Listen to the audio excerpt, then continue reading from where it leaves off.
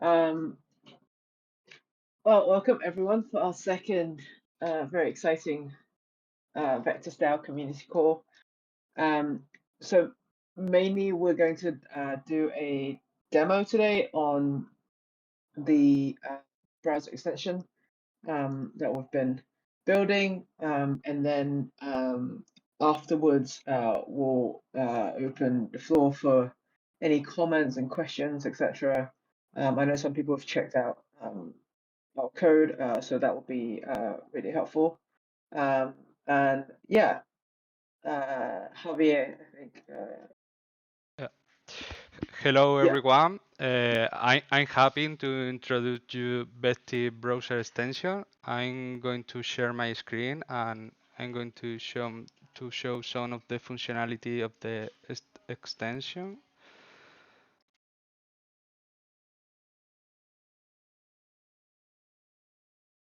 Okay.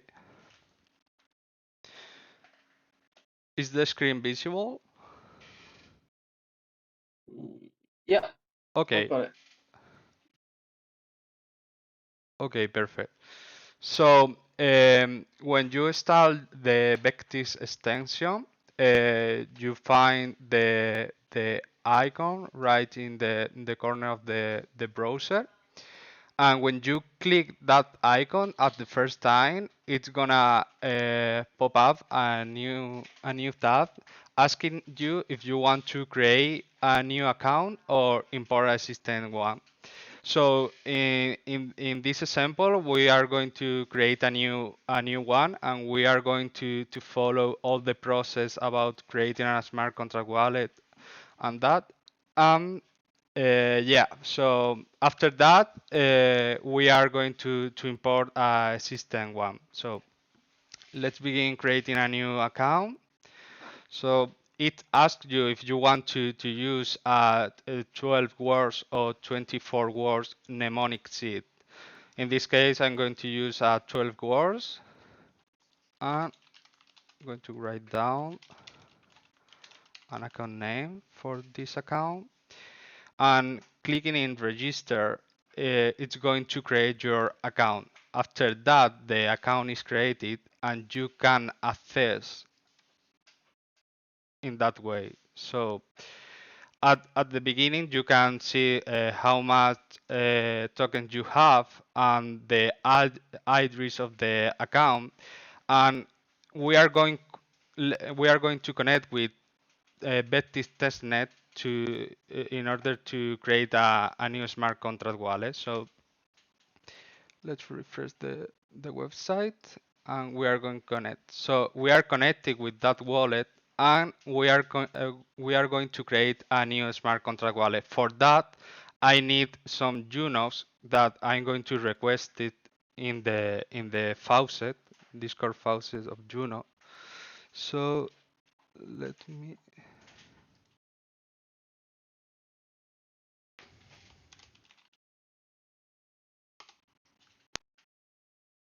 Okay, the transaction is succeed, so I should have 10 UNOs, and I can use it for create my smart contract wallet. So if I click create new wallet, I should define a guardian. So I'm gonna be a little bit faster in this step because we already explained that in our first community call.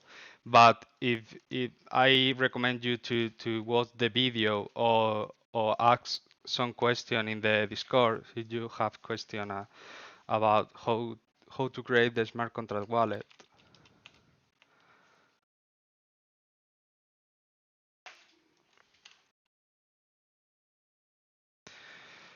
Uh, in order to approve the transaction, it's gonna create a pop-up. If you have to accept it, approve it, or reject it. It say what contract you are going to use, what address, and all the payload is gonna be used in the transaction.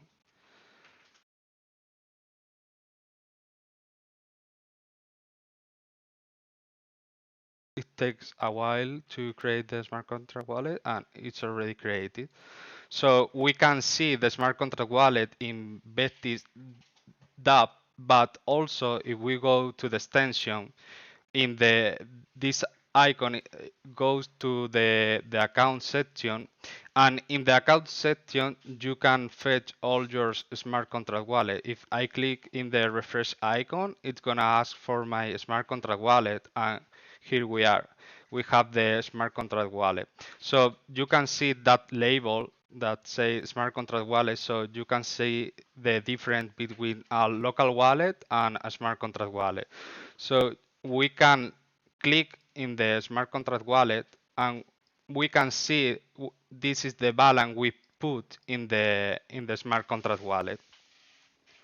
So the extension exposes the address of the smart contract wallet, and we can interact with the app using this address. For example, the in last time we had the community call, we said that it was impossible to stake the GOBET token because it it is in the smart contract wallet. Now it's possible thanks to the extension. So to DAO testnet to demonstrate that. Currently, in the demo, we are using the Kepler variable because it's currently supported by DAO testnet, but we are excited to be included in the DAO wallet provider. So at the moment, we are using that just for testing purposes. Um, So when you access to sorry about that. When you access to that website, you can see you can stake one GOBET token. So you can stake it, and the same process is asked you if you want to approve the transaction. You can see all the information of the transaction, and if you approve the transaction, it's gonna stake the GOBET token. After a while, it will pop up saying you already staked the GOBET token. Yeah, that's it. So Just a little bit add here. Maybe you could talk about the wrapping of the transaction. yes, yeah. Like what the yeah, great. Okay, so what happened behind the scene, because we interact with the smart contract wallet when the extension receive a transaction, what happens is we involve that, like we wrap in that transaction in a once message. I'm going to show that part of the code. So give me a second.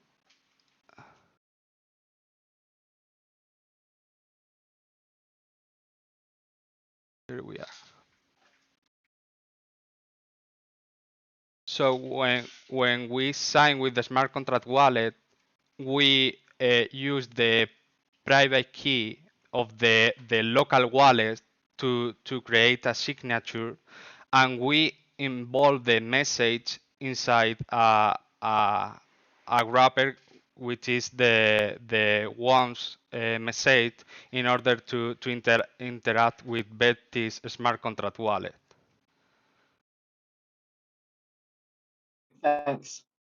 Yeah, and I would like to show how is import an account, and also all the another functionalities, like, let me a second. So if you already have connected an account, you can connect another one.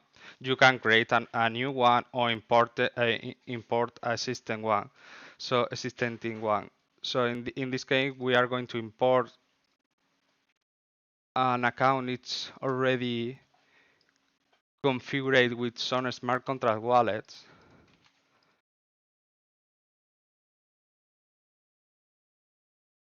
And after that, you can see that local wallet loaded in the extension. But if we refresh the for the smart contract wallet, we are going to see the different smart contract wallet with this account has. So, for example, in this case, you can see like a frozen icon. This means that the account is frozen, so you can check the status of the account just looking into your account. For example, in this one, we already stake it in a validator, so you can see how much you have staked it in validators, and how much the rewards are. So if you want to claim it, it's gonna redirect you to VectisDAO to do this purpose. Also, if you want to top up the iris from outside device, you have a QR code, so you can scan it, and you can get some fund in your smart contract wallet. Um, Also, you can disconnect your extension, of course, and you can unlock it wherever you want. So I think that's everything by my side. So Oh, great. This is awesome. I don't have much to add. Just it's just that to reference back to the call 2 weeks ago, we sort of ended the whole flow when we landed on another dApp, like here, because well, there's basically very limited functionalities that we support in our front end. Mainly, it's a management portal, but now we are hoping then to, as Javier said, take part in the discussion in the Wallet DAO channel, and be part of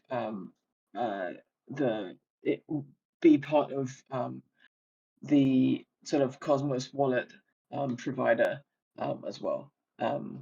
Yeah, and I think that's our update. We have on a side updated and applied for Hacks Juno. So follow us there, and yeah, I think we could open the floor for any questions, if anyone has anything. I know some people test out our code as well. How do we do that? Do I? Oh, okay. Yeah.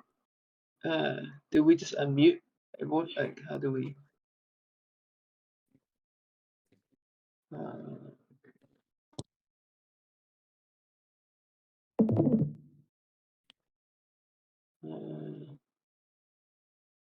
Yeah, does anyone have any questions for us? Now it works. Hey. Cool. Yeah. I just want to add the fact that in community call number 1, we show the roadmap, and if you remember, August 22 is dedicated to let Vectis user work seamlessly with any dApp. So that's why we are concentrating our effort around Hey, I think the extension. Yeah. Connection. Can you hear me? Egidio? Yeah, it works. I could hear Okay. you.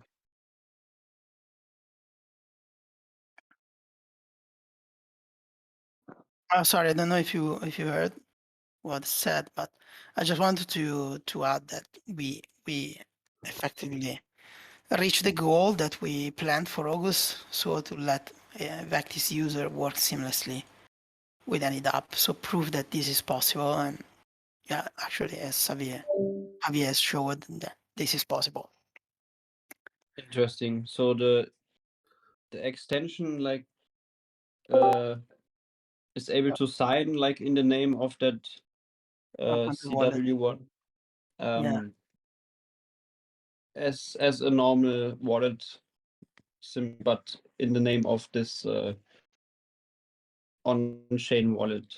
But that's only, or let's say in a user-friendly way, only possible because of the extension. Is that right? Exactly. Yeah, and it Hmm? wants also, Mhm. yeah, it wants also to But- be a reference implementation actually. So it's not Mhm. just our extension that can do that, but even other wallet already on the field Yeah.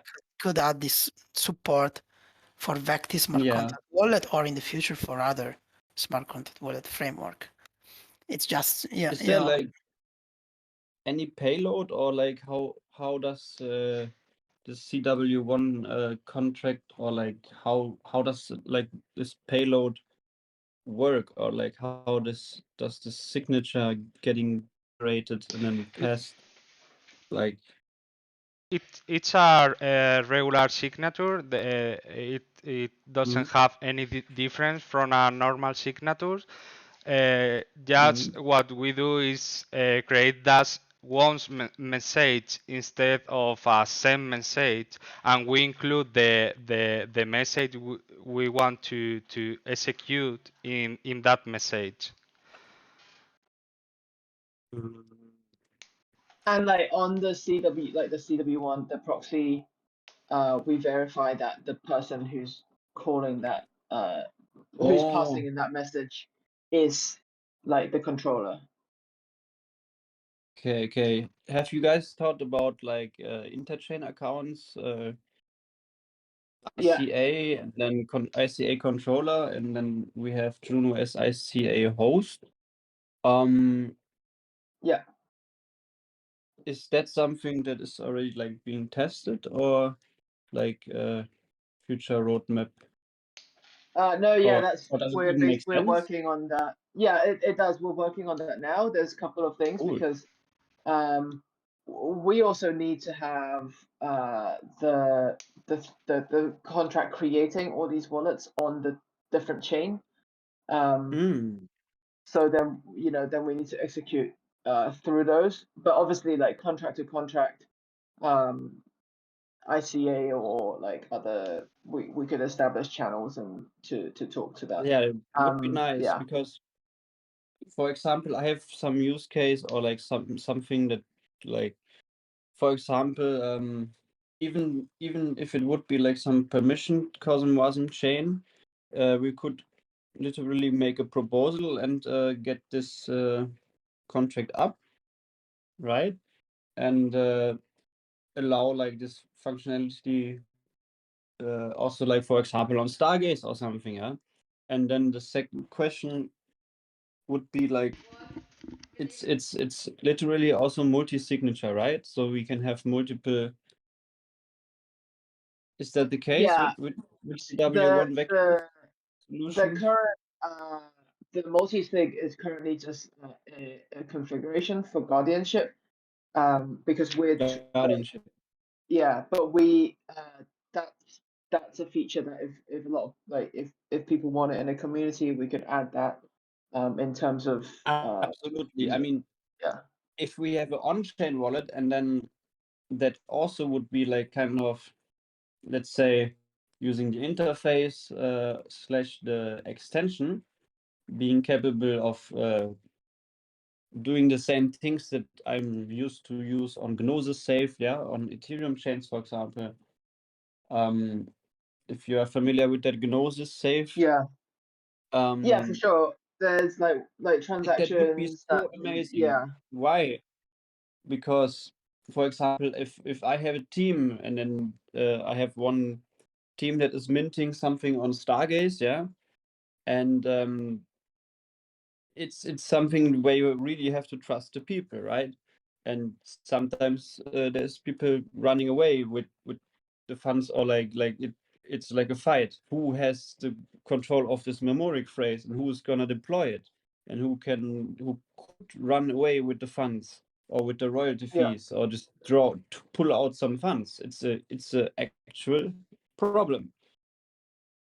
I've seen yeah. many times now.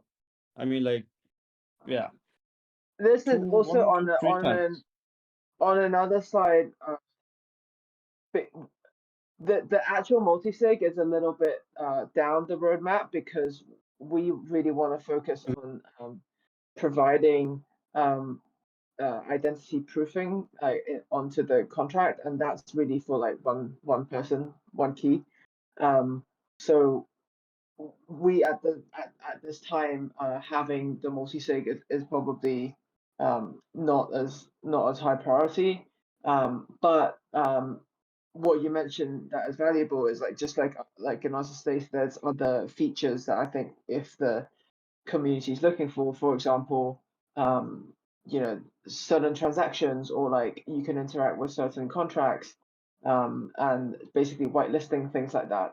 Those are definitely features that we are looking into, and we will be very excited to share some of our thinking around that in the next call, because we've been thinking around that for basically like business use cases.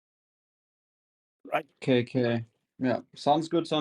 I just hope that it's like maybe not even so hard to implement and like doesn't add like 3 layers Yeah. of complexity. Maybe it's not so hard to implement. In my opinion, it's something that is very important from my point of view, because I would straight use this. I would straight use it for if I for example mint some collection and I'm minting this with a team of 4 people. I don't Yeah. want that me or someone else is able to kind of have full control there, right? I mean, Right. I think there's alternative already in terms of Yeah. multi-sigs. Like there are multi-sig wallets already.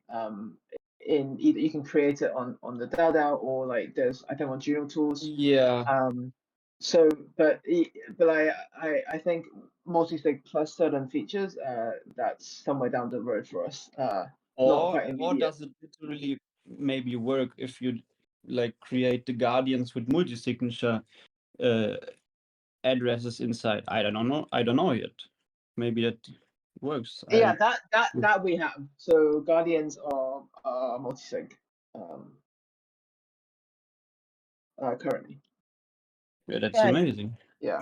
you are raising a good point here. We thought a lot about that, and coming also from our past experience in crypto space, not regarding decentralization, but standard industry in cryptography and digital signature, etc.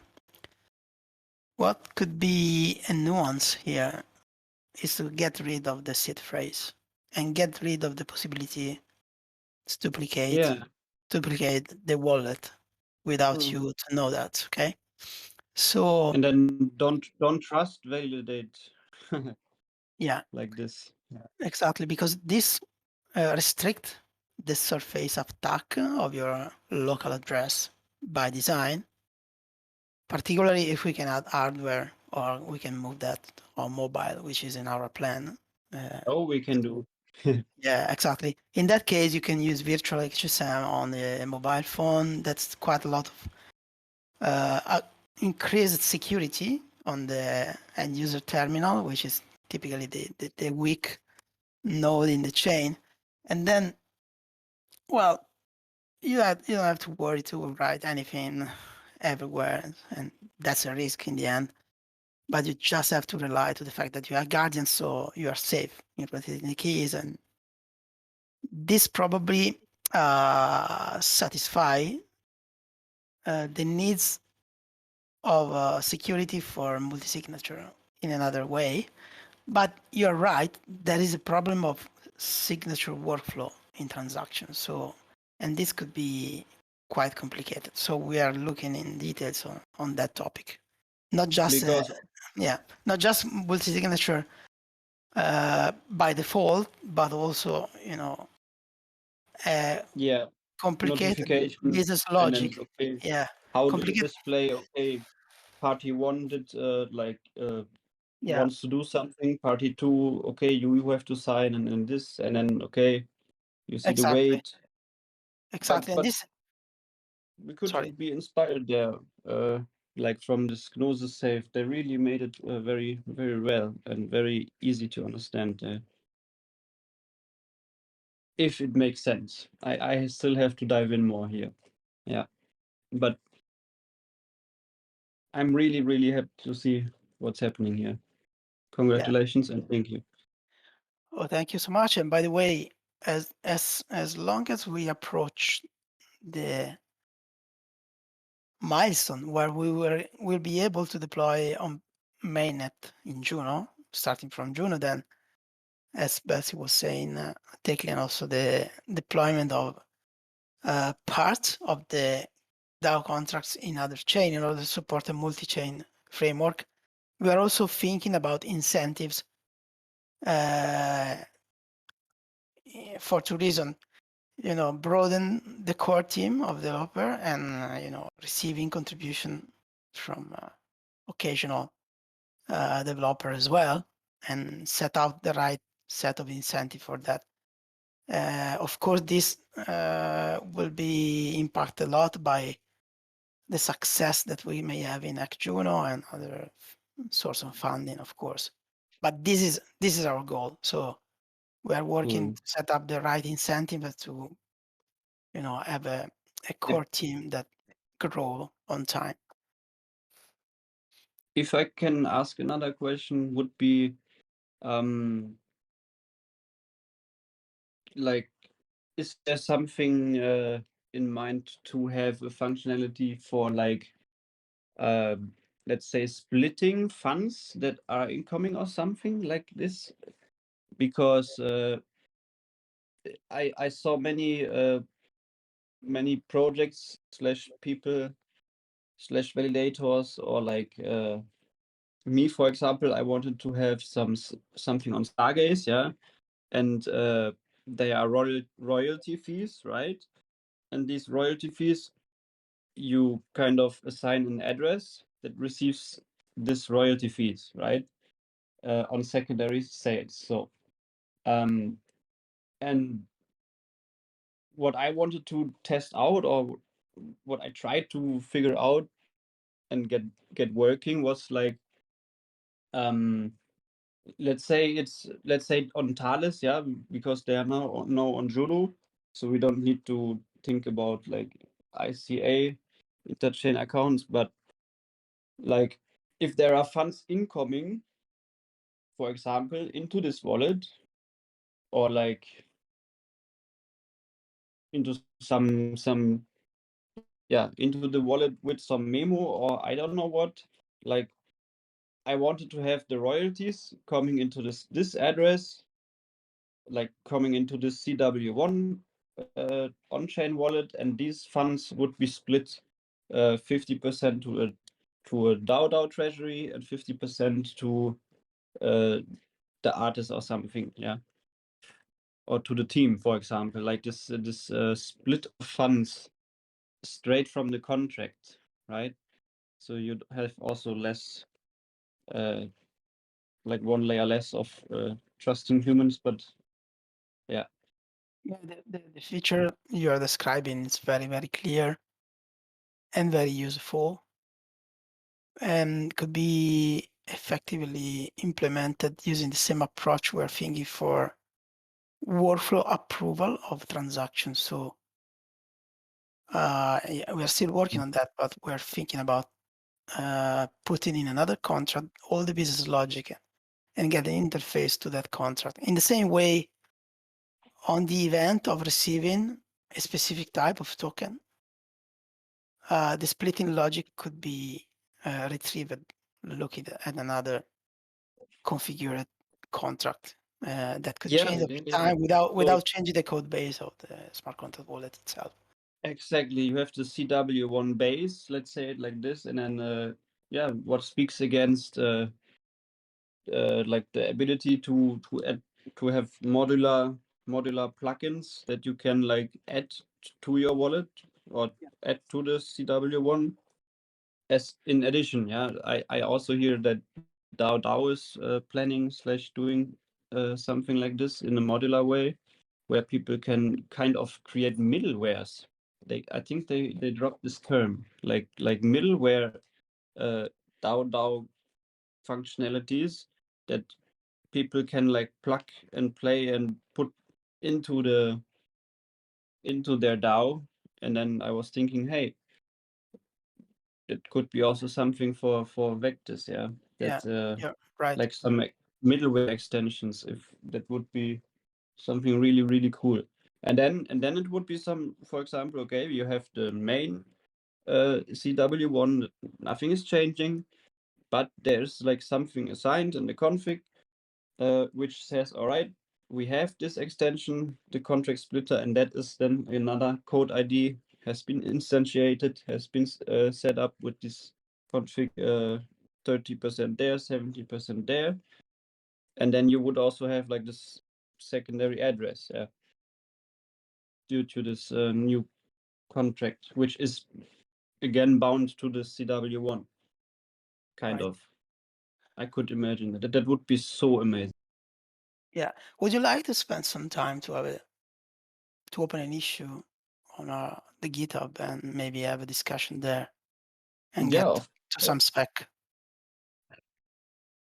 I really have to dive deep, Okay. dive there, like read the whole repository again, because a lot of things also changed and evolved.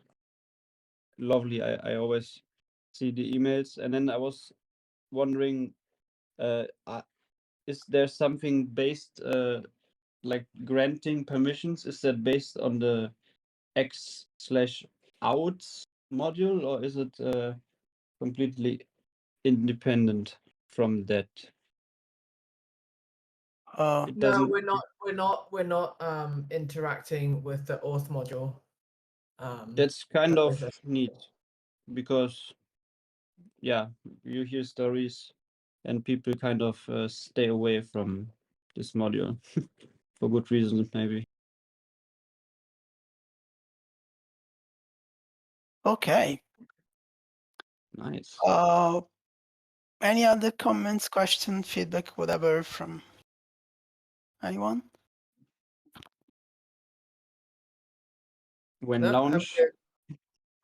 Let us know, you know, if you guys have looked at the code, and if you have any problems, we'll be more than happy to help on here. yeah, So anytime.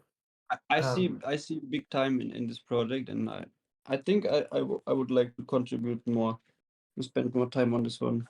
And the last question from me would be, I saw that you like kind of having the verifiable credentials and also some kind of DID things, like in some branches there ongoing, but based on, like, I think you are using this Indie SDK or something, right? libvcx, is that? Yeah. Why did you choose this Indie SDK or this Hyperledger thing as some reference? Good question. That Well, was, yeah, that was my question. we are in a very, I would say, complicated situation regarding standards in SSI. So we spent a few months in understanding what will be the most safe business-wise protocol to work on. We would have liked to jump on JSON-LD W3C standards, actually, because in terms of potentiality, probably it's the most promising one. But still, there are missing pieces regarding revocation of credential in a privacy-preserving way, and also Zero knowledge proof, right? not just zero knowledge proof, but other elements like being able as a verifier to check for the no revocation of a credential without letting the issuer know about what credential I'm looking in. This is not yet possible on W3C JSON-LD standard, but of course it's possible in the most mature technology, which is the ARIES-based anonymous credential, which allows also to have other feature like binding the user to the wallet, which is another important feature. So you cannot export the verifiable credential and put it in another wallet and let them use it. Okay. So that's why we just choose the most mature technology there with the biggest number of user and the most mature standards. Everyone is taking inspiration from areas, even initiative like Decentralized Identity Foundation, Trust over IP, DC, and others. And at this stage, we need desperately interoperability and follow the most promising standards. We still don't know. In Europe, we are on the verge of a big change with the new EIDAS regulation, and we will see. We are probably 2 years ahead of the curve, so it's very early to say what will be the chosen standards. Yeah, but this was our choice. But this doesn't prevent from using other standard in the same time. So you can have a credential which can be issued in different formats and spanned in different protocols. Yeah. Yeah. I would suggest to kind of use the W3C DID standard with all these things, and then using the definitions, how they specify it to have the interoperability. But as you say, like the ZK snarks or like all this fancy stuff is not documented there, right? Right. And there are experiments in using zero knowledge proof with selective disclosure in W3C, but still not well stable. NWTC? W3C, JSON-LD standard. JSON-LD, yeah. Linked data, yeah. Linked data. In anonymous credential, you have a flat structure, so you have just key and attributes at one level. And this allows to do interesting stuff in terms of zero knowledge proof and binding of the user to the wallet. Yeah. And this is, at the moment, the most advanced feature that we have in our roadmap. So it will take some time to get out with that feature that implies also a mobile identity wallet. How was it called? Anonymous? Anonymous credential. Yeah. Okay, you can find anonymous credential. Yeah.